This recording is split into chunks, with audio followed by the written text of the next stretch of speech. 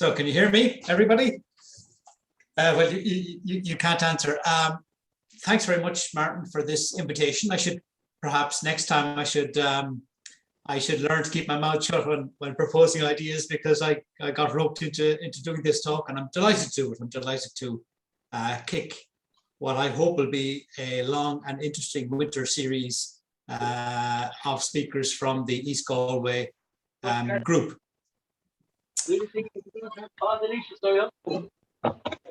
I hear some background somewhere. I'm going to try and turn off Mary Sheehan. Unfortunately, I'm going to just try and mute her. Keep going on. Oh, yeah. So just to introduce myself, my name is Damian Mac Con Uladh. I'm a native of Ballinasloe. And I'm living in Greece, actually. I don't live in Ireland. I haven't lived in Ireland for about 20 years. So I live in a city called Corinth. You might have heard about St. Paul's letters to the Corinthians. Well, I live in Corinth. I live in the place where he was writing these letters to, which is about an hour south of Athens. So I've been here. My wife is Greek. We have 2 children, and I moved here in 2004. So I've always been into family history, but I think my interest has ebbed and flowed over the years. I started my research into local history at quite a young age. And I did as much as I could with the records that were available at the time. And as new records became available, my interest, I got back into it. So in a way, I think because I don't live in Ireland, I think family history is a way of maintaining a connection with home and a connection with friends and family at home. So the topic of my talk tonight, I'm going to share my screen now, if I can figure out how to do that.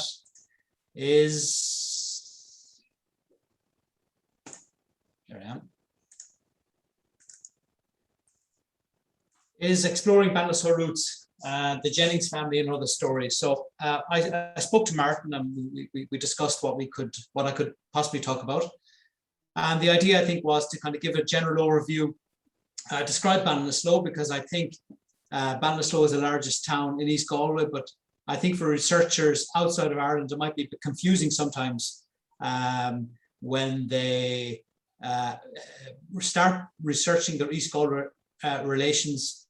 There's some confusion as to what Ballinasloe is and to how far Ballinasloe extends. As Mark pointed out earlier on, there's the present day postal address of Ballinasloe. Ireland is divided up into different postal regions, and the Ballinasloe postal region is quite a large area.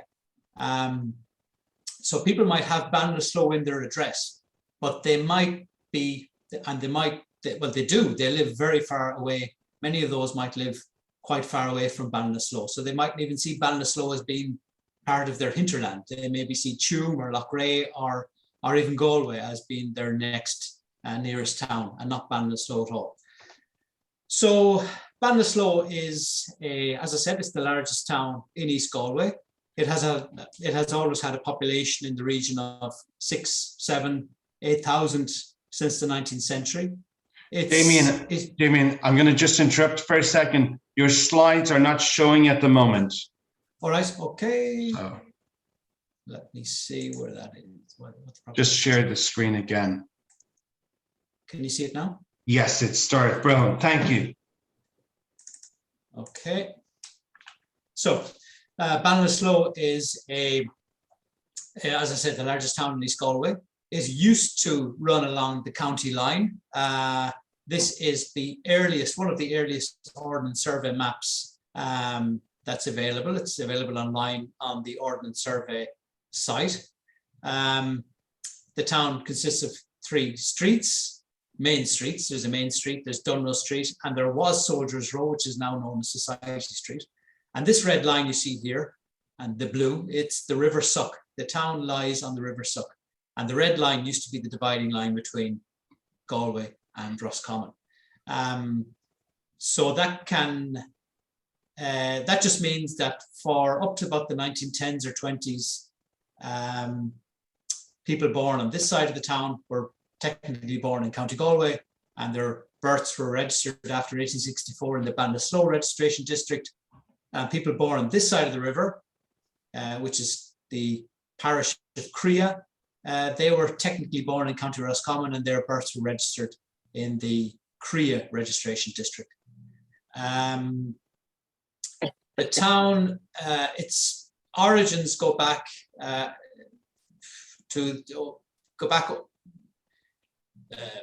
good number of centuries.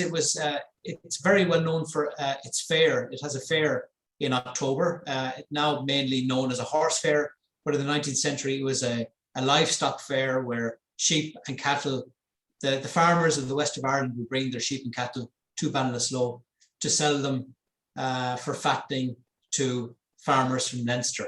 So this was the crossing point. This is where they could bring their livestock, bring their animals, sell them at the fair. And there was more than one fair. There's now just an October fair. Back then there were regular fairs. And the town developed around that activity. The Irish name of the town means forward of the mouth of the crossings. So it was an easy place to cross the river. As you can see here, there was this bridge still exists. So there was streams flowing all along this part of the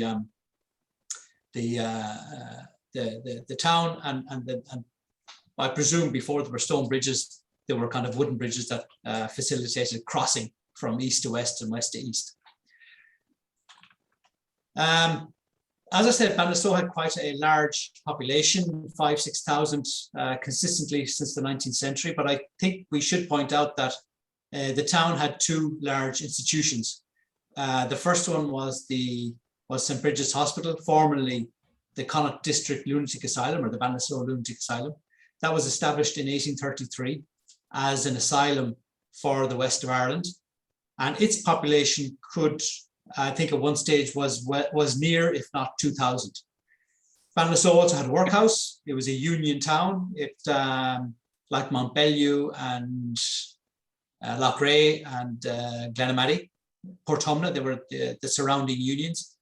And the workhouse too also had a population that swelled given the circumstances. So you could say that the town at any one point could have had in the region of up to 2,000 to 3,000 people who were institutionalized or incarcerated as they depending on the circumstances. The hospital is now closed and the workhouse no longer exists. These are just some scenes from the town. This is a view looking down to the main square. At the end is St. Michael's Church, where the Jenningses I will be speaking of were baptized after the 1850s. There were other churches before then. This is Society Street. I mentioned at the start, it's one of the three principal streets, and the reason why I think I thought I'd include Society Street was it was the street that I spent the first 2 years of my life on. So this house here, I don't know if you can see my cursor, but this was the middle. If you see the houses with the brick surrounds on the windows, we lived in the middle one. I lived in the middle one with my family for the first 2 years of my life. And further back that street were a business that was owned by a branch of our family, and further down a shop that was owned by my grandmother and later by my father. So our family has always been associated with Society Street. This was my grandmother's shop and cafe. My grandmother was a Jennings, Mary Jennings, who married a man from County Tyrone called McCullough. That's where I got my name. She opened that, I think, in 1933. So on the left-hand side, you had a small tobacconists, newsagents, sweet shop, and on the right, there was a cafe. So I think it was the only cafe, or one of the few cafes, or tea house that Ballinasloe had in the 1930s, and it was a fruit store. So she had fruit, or she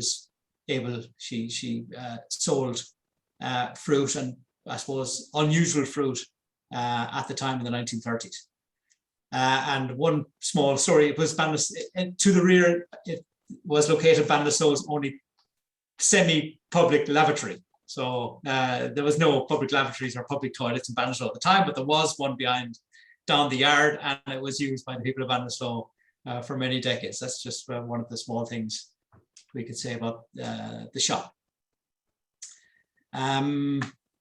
This is my, before I get on to that, I suppose we could say that Ballinasloe, to go back to its layout, it's a well laid out town. The town came into the ownership, if I can put it that way, diplomatically, of the Trench family, who later became the Earls of Cloncarty. They lived in Garbley, which is a large house quite close to the town. It's now a school. They were the local landlords. So they were, for their time, they were quite known as, I suppose, benevolent landlords, or the landlords with an interest in the place that they earned their wealth. So they invested in the town, they laid it out, and they encouraged this development. And I think if you look at the layout of the town and compare maybe with Loughrea, for example, Loughrea's landlord was notorious for spending his time in London and spending his gambling his money. So there was no interest, he had no interest in developing these towns. So Ballinasloe was lucky in a way that it had all towns had landlords, but at least its landlord had an interest in its development. So the signs of that are still evident around the place. So this is my family tree. I suppose the product of 3 counties. I'm half a Wexford man. My mother would be very annoyed if I didn't spell that out. My mother's from Wexford. She came to Ballinasloe to train as a nurse. Ballinasloe has a hospital, Port Yonka Hospital, a maternity hospital. So she came to Ballinasloe and met my father and stayed in Ballinasloe. So half of my family is from Wexford, but we're not here to talk about them. 1/4 of my family is from County Tyrone. My grandfather came down to Ballinasloe in the 1930s or the 20s to work as an agricultural inspector. He met my grandmother, stayed in Ballinasloe, but unfortunately died as a very young man. So that's why I suppose I know more about, or I did know more about my Jennings ancestors than the other branches. The McCulloughs are the new territory. It's still quite unexplored. I'm getting there. I've learned an awful lot in the last 5 or 6 years with Irish genealogy, and I always kind of knew a good bit about the Winters side because my grandmother and her sisters and my grandfather, to a certain extent, they knew quite a bit and liked to talk about their family. So I made notes and listened attentively. But the Jenningses, I always, growing up in Ballinasloe with a family that had quite a distinct name, I think. There was a few Jennings families, but you kind of knew who was who. And my dad knows his relations. It was always pointed out that this guy, that teacher you have, he's a 3rd cousin, or he's a 4th cousin, or this guy's a, you kind of knew who was who. You kind of knew who was related, who might be related. And it was always my interest to try and find out more about my family. So as I said, my grandmother had a small shop. This is Mary Jennings, that's her. Her father was Michael Bernard Jennings. He died in 1918, possibly as a result of the Spanish flu. He had a heart complaint. He was in Dublin in 1916 for some operation of some sort. He was in a Dublin hospital when the Easter Rising broke out.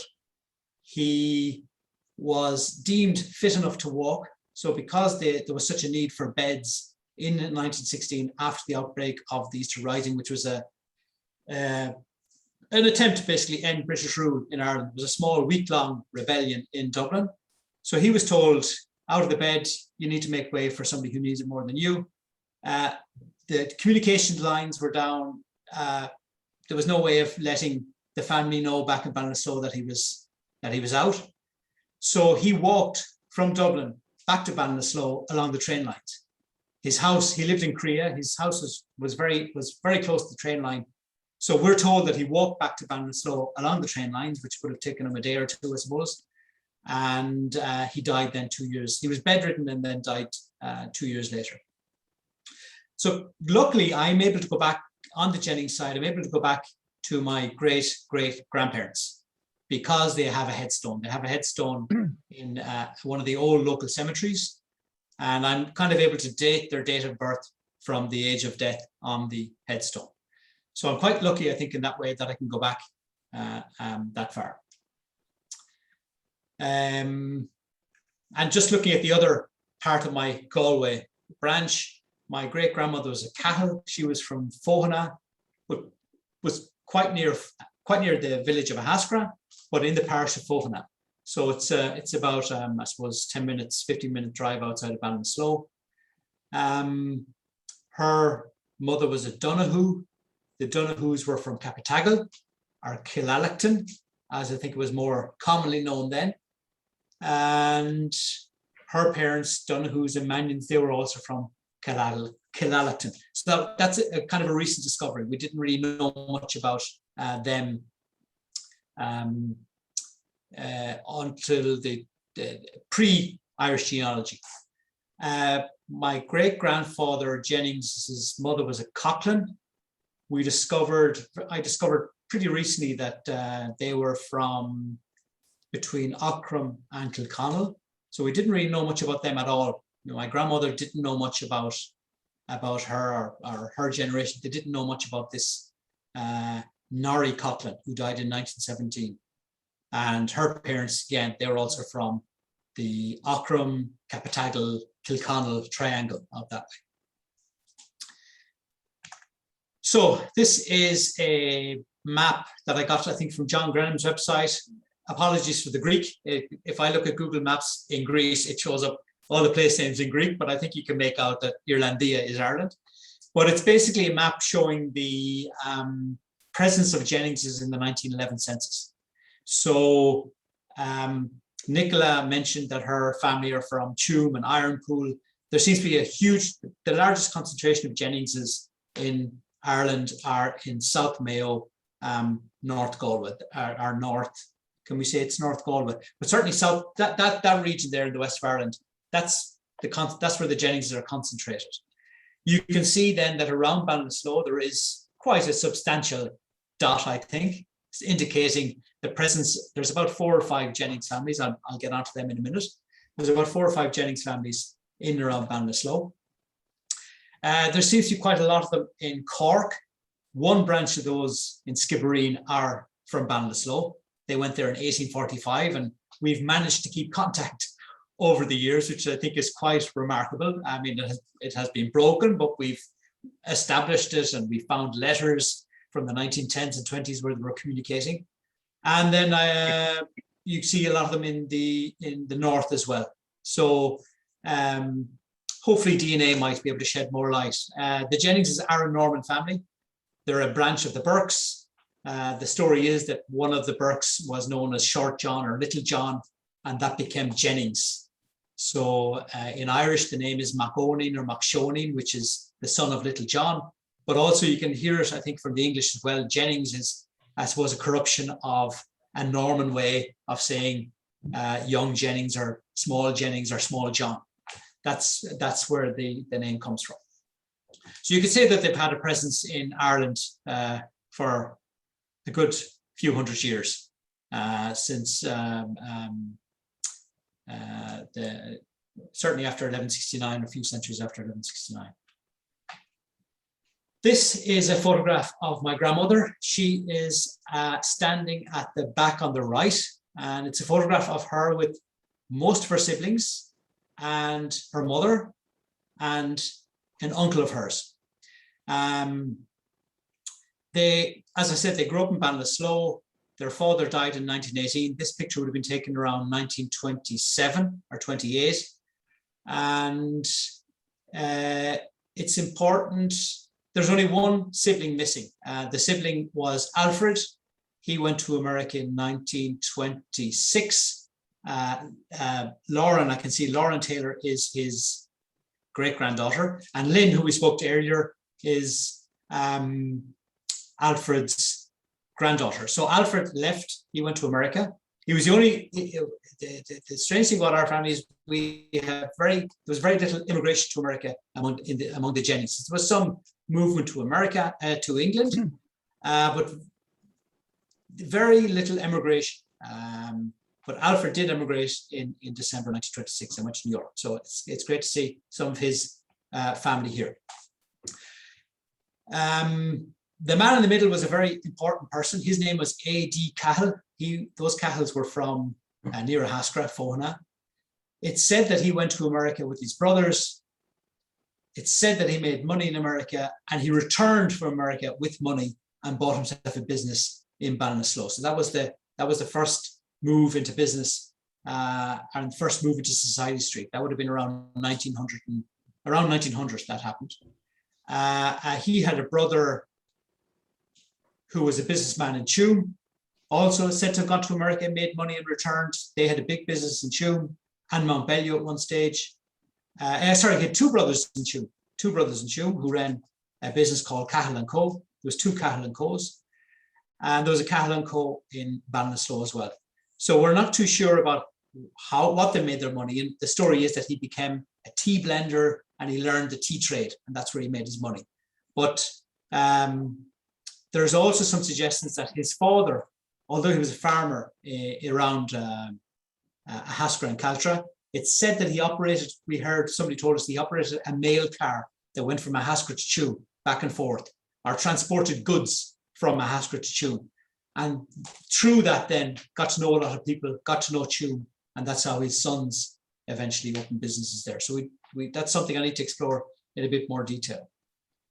And next to him is my great-grandmother, Sarah Cahill, who married Jennings. The woman on the left is the next person in my slide. She was Aunt Eva. I'll just go through them all just to introduce you to them. We have Eva, JJ. I'm going through the back. Eva, JJ, he became a doctor. Gus became a doctor. Andrew had a business in Ballinasloe. Mary was my grandmother. Sitting in front is Jared, who was an accountant in Carlow. Uncle AD, as he was known, and then my great-grandmother, who lived in Ballinasloe.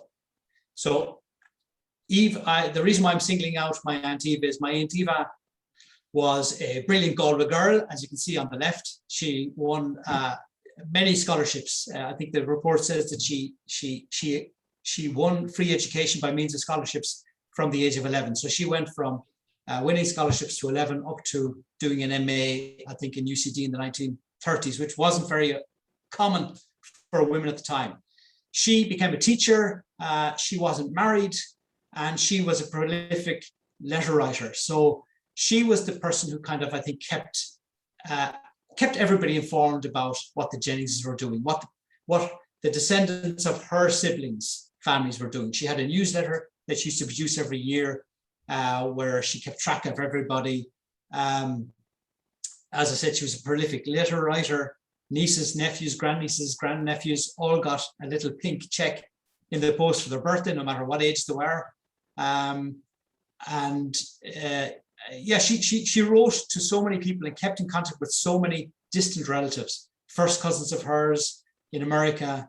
And I think she kind of kept the post office going in Ballinasloe for a long time. I mean, she sent, I'd say every Christmas, at least 400 Christmas cards, if not more. So she was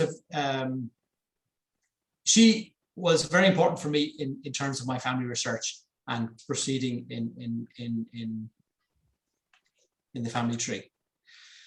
So the Jennings of Ballinasloe. There are a number of Jennings families. I think there are about 4 or 5. Some of them are related to one another, or we can prove that they are related to one another. Others are likely to be related, but we can't prove it on paper. But DNA is suggesting that there are some links. So for example, Jared Jennings, who's here with us tonight, he can trace his family back to the 1820s, 1790s, but we can't actually prove that we're related on paper, but he's showing up as a 4.3 match, a DNA match. So that would correspond quite well. That would suggest that the link between us two precedes the written record by 1 generation. My branch was based in the townland of Derrymullen. They were farmers. They had about, I think, 30 or 35 acres, or about 30 acres in the 1850s, which, if you look at a map of Derrymullen, I think I have it here, basically all the Jenningses were, one Jennings was in number 5. So it seems to be double the size of, or it seems to maybe be 2 farms merged into one. But as you can see, all the farms in Derrymullen were long rectangular strips of land. So somebody at some stage got the townland and drew straight lines from north to south, and the lands were attributed to tenants. So just looking at the number 5 here, it seems to be there's a line going through the middle, so it possibly suggests that at some stage 2 farms were merged into one. So it made them, it meant that they had twice the amount of land as some of their neighbours, but not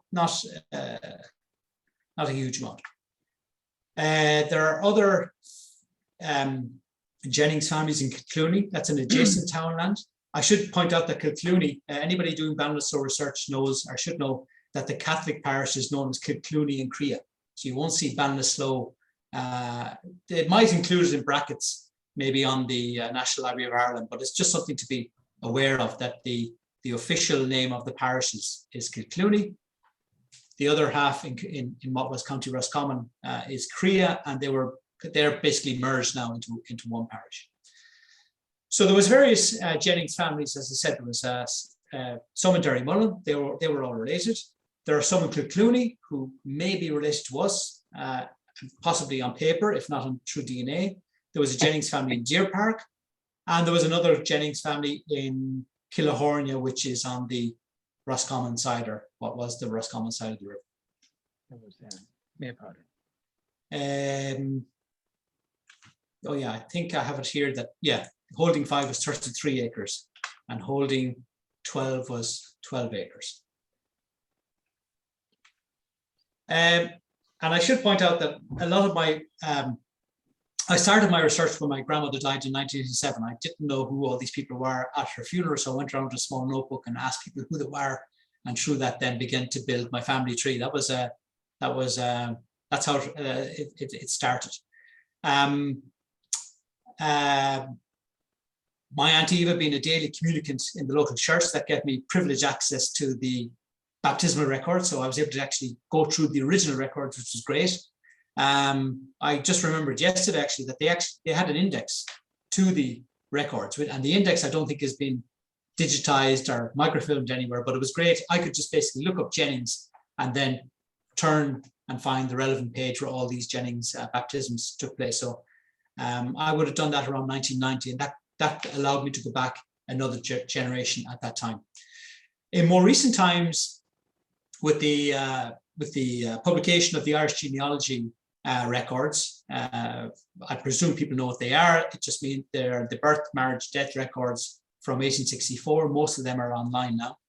So along with Ger Jennings, my collaborator, he's there somewhere, we systematically went through the parish records, and we went through the Irish genealogy, the state records, and we combined them all into a big spreadsheet. And our aim was to try and basically document all the Jennings births, deaths, marriages in Ballinasloe and surrounding parts. And the logic there was, you don't really know who's related to who unless you actually basically map out the whole family. You know, by having everybody,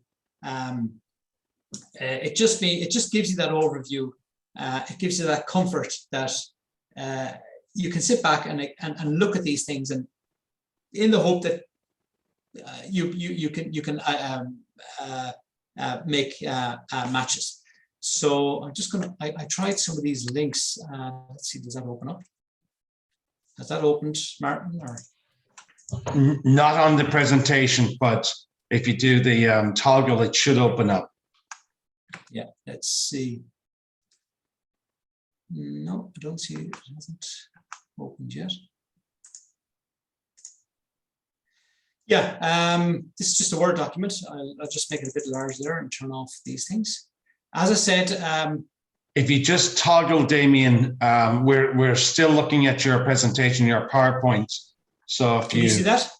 Can you see that? Share a different screen. It didn't come up.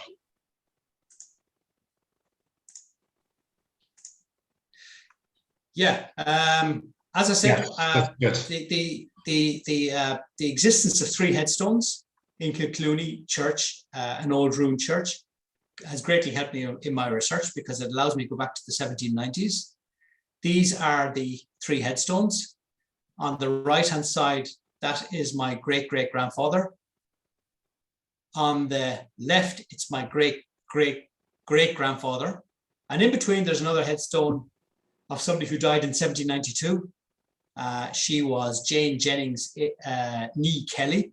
We don't know who she is, but I think the assumption must be that if she's in between my great-great-grandfather and great-great-great-grandfather, she's possibly the generation before. So that's, but we can't prove who she is, but she was married to a man called William Jennings.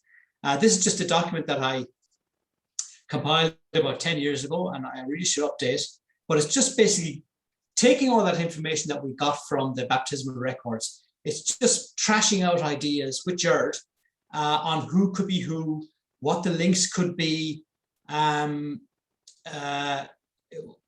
also did a very interesting thing where I found, for example, that there was people, the church records had a small section at the beginning of deaths from the 1830s. So again, you know, I was able to say, well, find that there were Jennings people dying in 1830, and then using their age going back to find out when they were born. So we don't really know who these people are. Some of them we do, but it's just, I think that's very important if you're researching a surname in the local area. Try and get as much, to draw together as much information as you can and put it into a document. Because only that way then can you contemplate and think about it and contradict yourself over and over again. But it's very important to do that. Let's are you back on the PowerPoint again? Not yet, just hit the shared screen there again. Yeah, okay. We also did a spreadsheet, as I said. I'm going to open that again. I'm going to have to toggle and find out where I am. This is the spreadsheet. The spreadsheet is basically it all hasn't, Jennings. sorry, Damian, it hasn't popped up yet, sorry. Okay.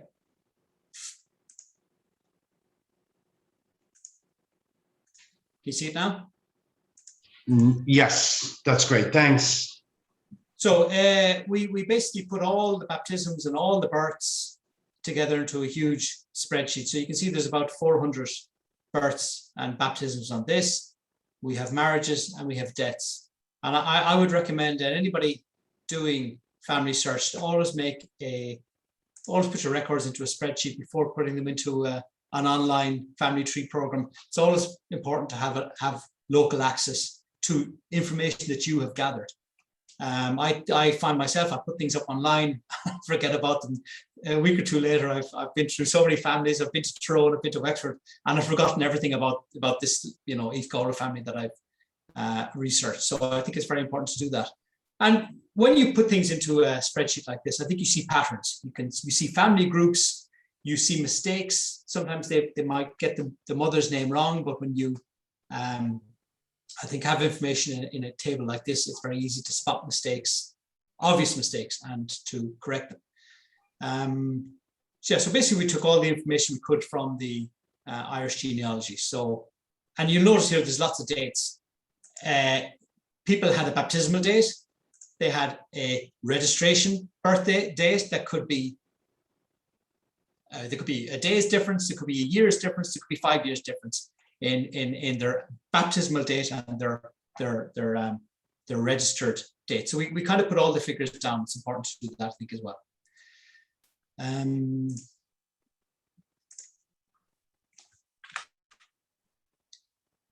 So just, can you see that? Where am I again, Martin? Documenting the Jennings. Yeah. So yeah, as I said, we found 221 children. 221 children who were baptized with either a Jennings father or mother in the parish. We systematically mined the records in Irish genealogy, and we put everything into a spreadsheet. So we've come up with quite a lot of information that way. As I said, my family didn't emigrate much. We don't know of much immigration to America. There was only one case of we really had there was one missing person. I was always aware that we had a missing uncle from quite early on. I remember my great-grandfather had an older brother called John. And it was always said that he had to leave Ballinasloe, or he was run out of Ballinasloe, or he left, but nobody knew why. Or if they did know, they were never going to tell us. There was an elderly person in Ballinasloe who possibly did know, but I just knew from his body language when I pressed him on this, he was not going to reveal it. But Ger did find this a few years ago by looking through court records. He found that John Jennings landed himself in a spot of bother in 1889, 1890. John Jennings was an admission officer to the Ballinasloe workhouse. At some stage, the Jenningses managed to get jobs in the local workhouse, or they became rake collectors. Again, we're not too sure how that happened, but what they did. And at the time, when somebody wanted to get admission to a workhouse, they needed to get a ticket, an admission ticket from the admission officer. And my understanding is that the admission officer had an office outside the workhouse. So anybody who wanted to go into the workhouse, if they were destitute, they had to go to him, explain their situation, get a ticket, and then go into, then they were admitted. So it appears that a young woman called Eliza Burns, she was 18, she wanted to go into the workhouse. We're not too sure why. She goes to the admissions officer, the relieving officer and rake collector. And while she was in with him, John Jennings and two or three other people assaulted her in a very serious way. The newspaper doesn't quite state the nature of the assault, but I think you know what I'm talking about. It says criminal assault here. Gerard was able to find that he appeared in court in Ballinasloe. He was due to appear in court in Galway in 1890, and then the trail ended. But thanks to family research, the Mormon site, when I started inputting my Jennings information in the last year or two, I got an alert saying this John Jennings could be the John Jennings who died in New York in 1904. And how did family research make that suggestion? I learned through John Jennings' death that when people died in New York, the officials very thoughtfully decided to put down the name of the deceased's father and mother. So I think you can see here, can you see the record of death on the right? Yes. It says that the father's name is John Jennings, birthplace Ireland, and the mother's name is Honora Coughlin.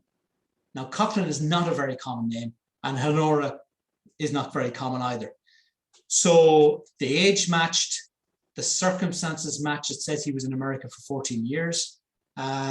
So I made the decision that this must be the same guy.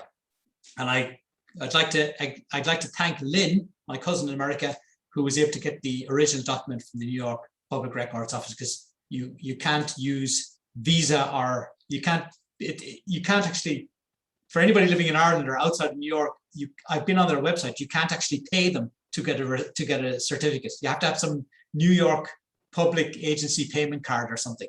So thanks to Lynn, I was able to get the original. So that was, for me, who was always aware that there was a missing Jennings, that was a huge breakthrough. He is the only missing person, we could say. There are other people missing, but I assume they died as children. But he was the only person who was missing. So we found him. Very disturbing circumstances, but what can you do? There's always some skeletons in the cupboard. I also found, and this is a recent discovery, that the same great-grandfather, Michael Bernard Jennings, he had a first cousin who was a bishop in Chicago. And I was very amazed to hear that, because my Aunt Eva, who I discussed earlier on, who went to Mass every day and was an authority on the Jennings family, she didn't know it, because if she did know it, we'd have been told about it. So, and it's also interesting how I found this out. I didn't know anything about these Coughlins. I just knew that my great-great-grandmother was Norrie Coughlin. She died in 1918. My Aunt Eva said she remembers that she was an old blind woman, but didn't know her, just knew that she was old and infirm. We didn't know where they came from. Other relations out in Derrymullen, in that townland, who know about the family history, they weren't too sure where she was from. So I found out I found out who he was completely by accident. I knew that when my great grandparents got married, there was a father, John A. Coughlin, mentioned there was a wedding report in the Tune News that said Father so-and-so married them. Also present was Father John A. Coughlin, uncle of the groom.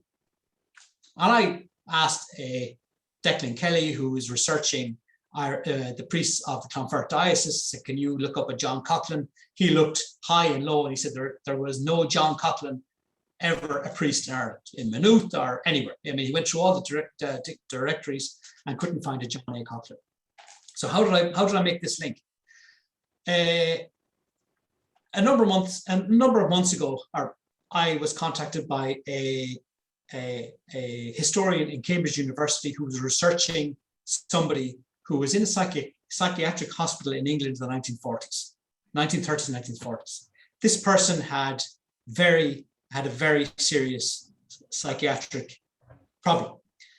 And while in a psychiatric hospital, he had an occupational therapist who encouraged the patients to draw. And this patient, whose name we don't know,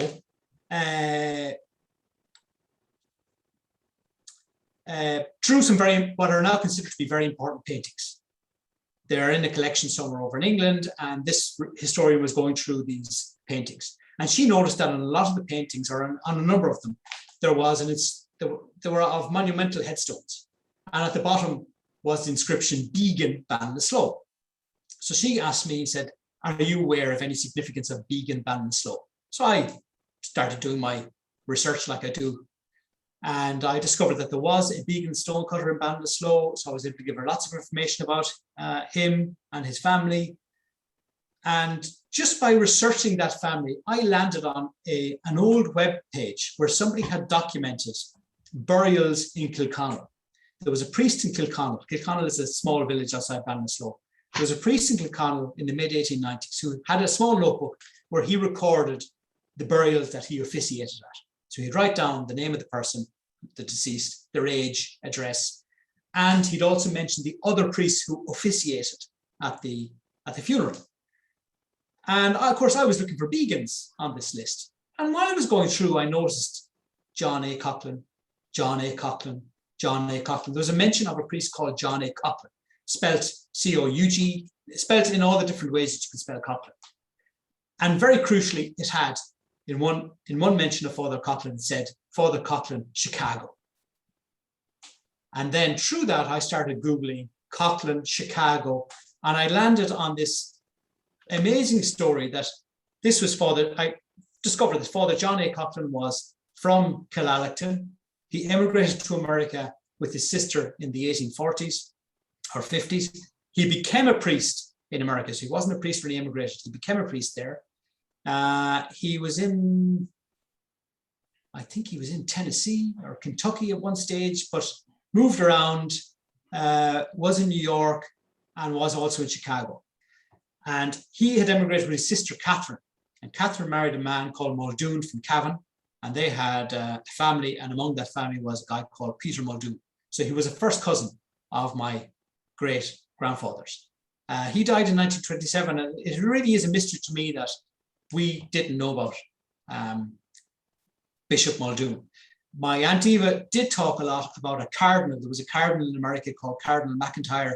He was in California, in Los Angeles, I think. He wasn't a relation. He was related to relations of ours, but his family had died out in America. So when he came back he came to Ireland in the 1950s, and you can imagine Ireland 1950s, Irish American cardinal visiting anybody and everybody who could claim any kind of kinship went out to meet him. So all the Jennings were there, and the Cahalls were there, and all these, and they went around to all the various points on his tour in Ireland. So she would talk a lot about Cardinal Mcintyre, but never about Muldoon. And the best thing about Muldoon is I discovered that a priest called Rocco A. Faccini, obviously Italian-American, he was a priest in Muldoon's old diocese in Chicago. He was based in Muldoon's rectory, and he's written a very compelling book. And I don't believe in ghost stories, and I'm not superstitious, But he swears that Muldoon's ghost haunted the rectory until it was pulled down in the 1970s. The parish and the rectory no longer exist. But it is I found the book on Amazon. I was able to get it for €10, shipped all the way to Greece. If you like a good ghost story, I'd highly recommend it. It's very well written. It's funny in places, but the central character is a relation of mine who I didn't know about until a year ago. So I'd like to thank the Mormons and Family Research for helping me. I was through their website, I was able to find out an awful lot about him. As I said, I help people where I can. I help them with their Ballinasloe research. So, and I believe that when you help people, there's always a coincidence. There's always some serendipity. You find things by chance. Helping others, you find things by chance. And that has happened a lot of times with me. I've helped people out, and I actually have had some personal benefit in that I find something about my own family through that. There was another very interesting story I helped with. I helped a woman. I do find that when I do help people, especially people in America or England, very often they will visit Ballinasloe on the strength of my assistance. So there was a very interesting story, and I'm going to open up another link, and I hope you can see it. Let me see. Can you see that? The bottle? Do you see a big beer bottle? That's good. Yeah, a few years ago, I was leaving a friend's house and I noticed this bottle on a shelf that said Edward Stacey, Clancarty Arms Hotel, Ballinasloe. And I said, that's strange. I've never heard of a Clancarty Arms Hotel in Ballinasloe. I must look into it. And I did look into it, and I found it was owned by a man called Stacey. And I just decided to write an article about them in the local Ballinasloe magazine. So I wrote the article. I described the bottle. I went through the history of the family. They own the railway hotel. There's a large building beside Ballinasloe railway station that once was a hotel. They had that for a while. They eventually, most of the family immigrated to Canada, where one of his grandchildren became a very important scientist in Canada. And one of Edward Stacey's sons was also killed in the First World War. His grave was marked unknown until about 2 or 3 years ago, when a local history buff in Canada was able to identify that this grave was belonged to Stacey.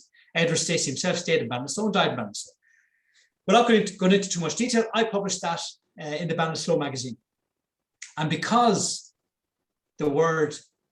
thanks to Google, because the word Stacey in Ballinasloe, there was an article about Stacey's in Ballinasloe online, a descendant of theirs who had given up Googling Stacey Ballinasloe 10 years ago because she found she could find nothing about her family. She randomly Googled it and found the article and came on a CIE bus tour of Ballinasloe on the strength of the article. I don't think she had a huge amount of money. She got a bus tour. So she flew into Dublin and went on a bit of she just made sure that the bus was going to go through Ballinasloe. She had 45 minutes in Ballinasloe. So the bus drives into Ballinasloe. She says to the bus driver, I have to get out. I'm on a mission. She goes into the local hotel and says, with this article saying, do you know where this bottle is? So the hotelier was able to say, oh yeah, that's Damian. And I don't live in Ballinasloe, but I happen to be there on that day. A local got her into the car. They started driving around. They found me in the library where I was actually looking up Ballinasloe history as one would be doing. I got to meet the descendant. There's me with her. And I also told her where the bottle was. And she drove up to the person's house. That person was just leaving. She was going to Dublin for the day and says, I believe you have a bottle inside that was belonged to my great grandfather. And the person said, well, that has more meaning for you than me, and gave her the bottle. And she was in bits. I mean, I think she got back to the bus with a 5-minute delay, but she walks into the bus holding up this bottle and her mission was completed. And I think that is just,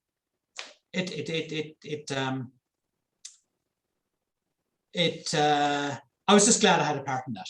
I was just glad to be bringing people back into connection with their ancestors and with their town.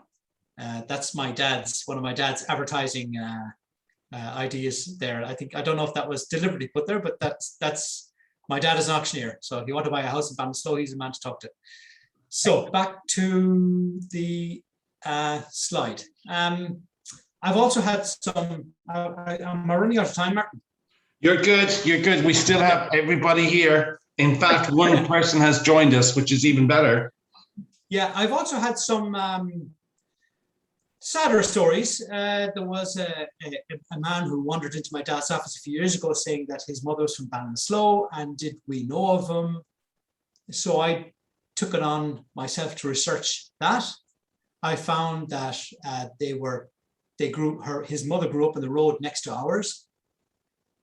But the family was put into care in the 1920s after their mother was found begging on the streets of Ballinasloe. Now they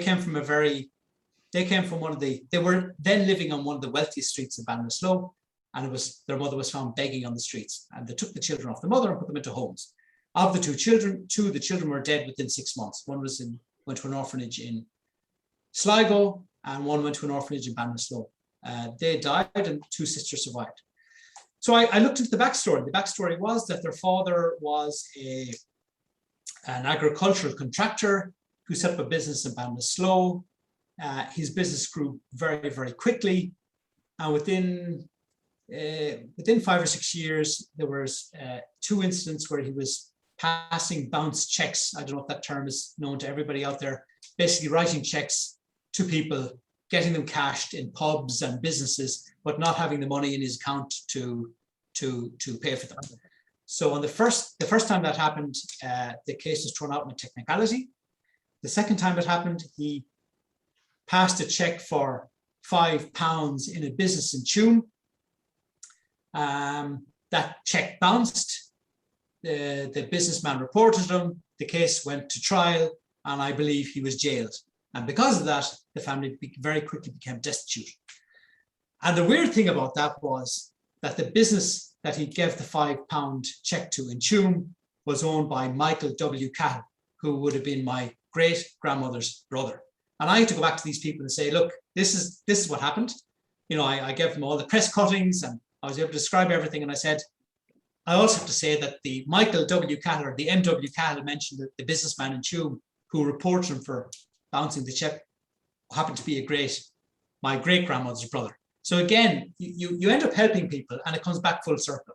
And you know, I don't think my great-granduncle would have necessarily known this family. He was £5 out. He went to the police or the guards and reported it, and the rest is history. There was also another case where I had a website about 20 years ago, and I put up, it's kind of a bit gruesome, but I put up a series of posts about murders in Ballinasloe where I took out the people's names and put up old reports about murders in Ballinasloe. And some years later, then I got an inquiry from a man in England saying, my mother was such and such from a such and such part of town. She was born there, but we don't know anything about her. And the name rang a bell. And when I went and looked back at my records, I discovered that this man's grandfather had killed his wife in their home.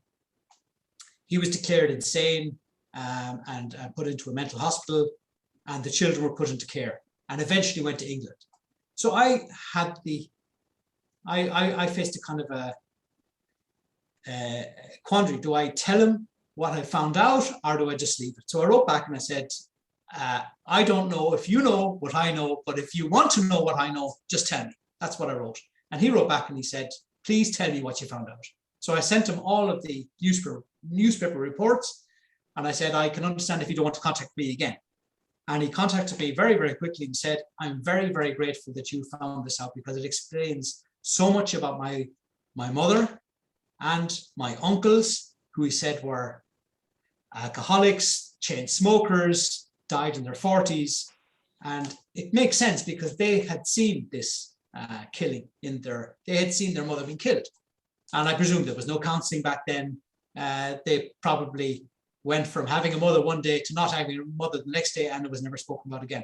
So they're just some of the examples of the type of local research I carry out for people to assist them. A Future ideas for Ballinasloe research. Myself and a colleague, we've set up a Facebook page. It's not very active. We haven't really got it going yet because it exists, but we haven't really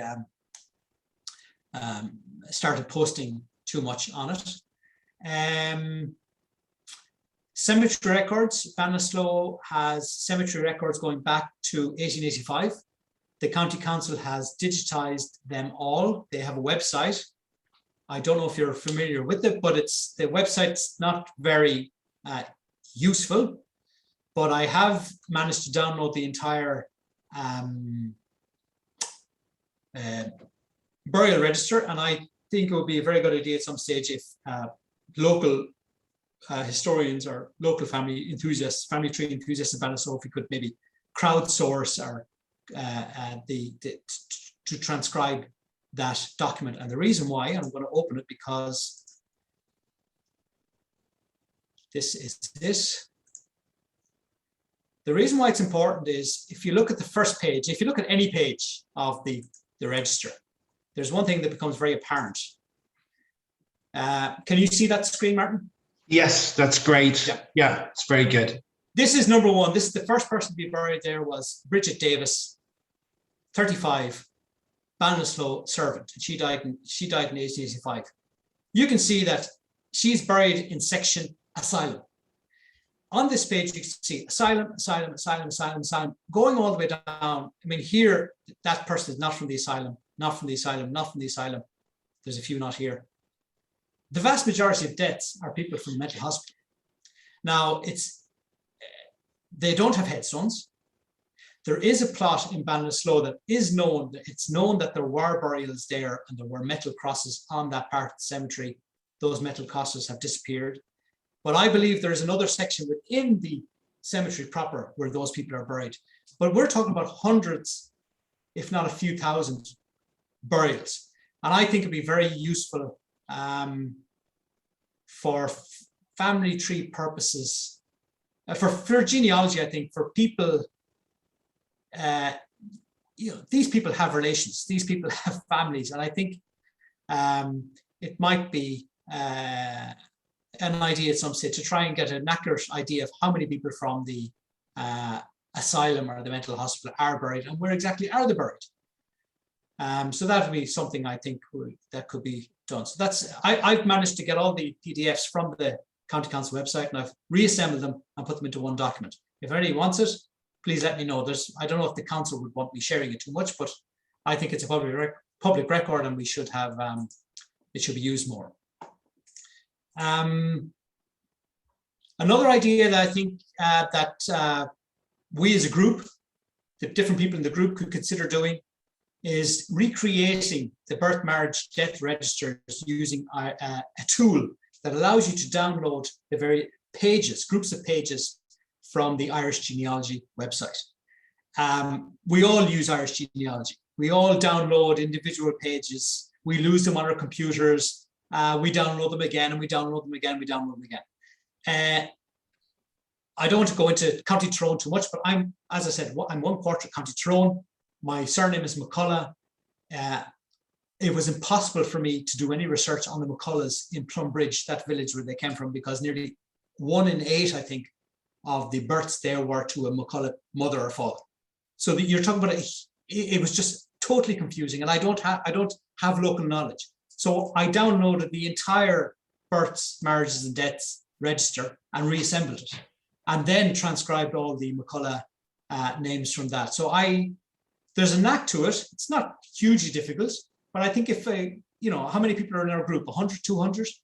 If if a group of us got together, if we were able to take on a batch of years, 5 years, 10 years, we would be pretty able in a very relatively short space of time to reassemble the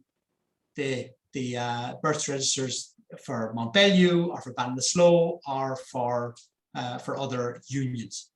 So I'll just give you an idea of what I've done for Plumbridge. No, that's not it. Where am I?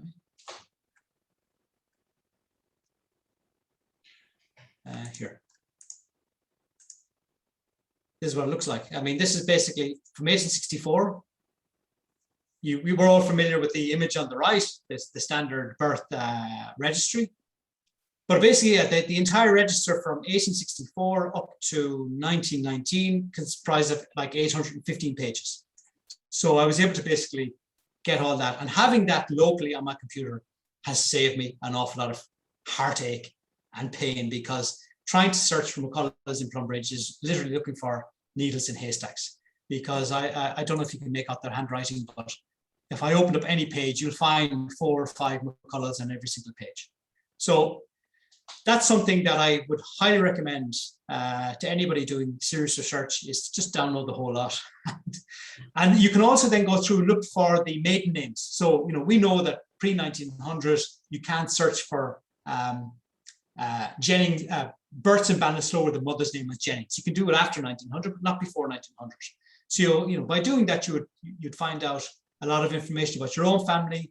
You could find out a lot of information about neighbors, about townlands. So it'd be a very useful thing to do. So that's the end. I'm going to stop there. Thanks for listening. I hope you got something from it. I wasn't too sure how to pitch it or what to talk about, but I think that's what came to mind. Fantastic, Damian. That is absolutely amazing. I'm going to stop recording here now, and we can just go to questions and answers afterwards. I'm going to hit